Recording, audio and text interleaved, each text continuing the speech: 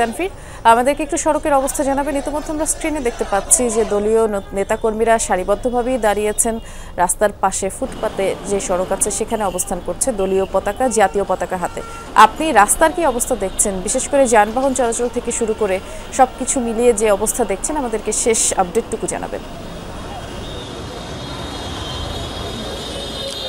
বৃষ্টি, রাস্তার অবস্থা, রাস্তার যে যানবাহন চলাচল এই খিলক্ষেতের এই মূল সড়কটিতে, সেখানে কিন্তু নির্বিঘ্নেই যান চলাচল হচ্ছে এবং বিএনপির যে সকল দলীয় নেতাকর্মীরা রয়েছেন তারা ফুটপাতে অবস্থান নিয়েছেন এবং তাদেরকে কিন্তু দল থেকে আগেই নির্দেশনা দিয়ে দেওয়া হয়েছিল যাতে কোনো ধরনের কোনো বিশৃঙ্খলা সৃষ্টি না হয় এবং রাস্তায় অবস্থানের কারণে যেন কোনোভাবেই সাধারণ মানুষের কোনো দুর্ভোগে না পড়তে হয়, ভোগান্তিতে না পড়তে হয়। এবং যেহেতু আজকে এসএসসি পরীক্ষাও রয়েছে এবং আজকে একটি সপ্তাহের একটি কার্যদিবস, সেহেতু যানবাহনের চাপ রাজধানী শহরে থাকেই।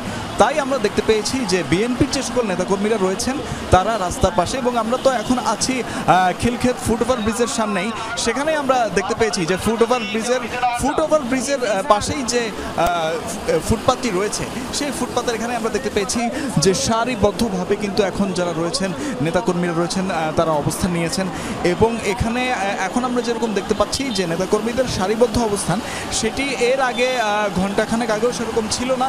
তবে আমরা দেখেছি যে তখনও আসলে বিচ্ছিন্নভাবে বিভিন্ন জায়গায় অবস্থান করছিলেন নেতাকর্মীরা। অনেকে এয়ারপোর্ট এলাকার কাছাকাছি চলে গিয়েছিলেন এবং লা মেরিডিয়ান এলাকার কাছাকাছি চলে গিয়েছিলেন।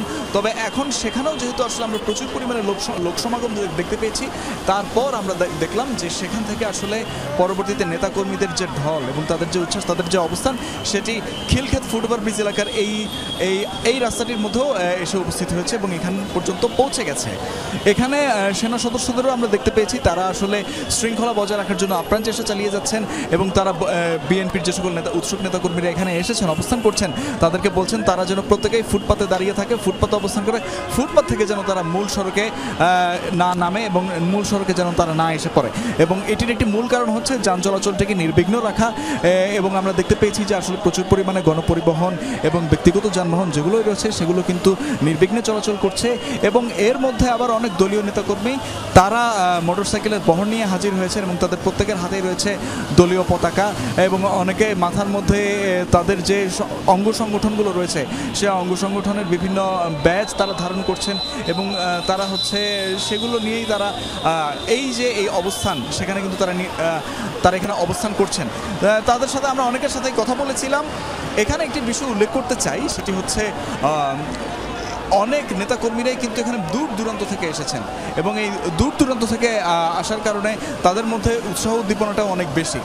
আমরা অনেকের সাথেই কথা বলেছিলাম, তারা আমাদের সাথে তাদের অনুভূতি ব্যক্ত করেন। তারা বলেন এখানে এবং তারা বলেন যে এখানে আসলে যে গত 4 মাস আসলে দীর্ঘ উন্নত চিকিৎসা নেওয়া শেষে আজকে তিনি আবার দেশে ফিরে আসছেন এবং এ কারণে তাদের নেত্রীকে এক নজর দেখার জন্য তাদের সবাই কিন্তু অধীর আগ্রহে অপেক্ষা করছেন।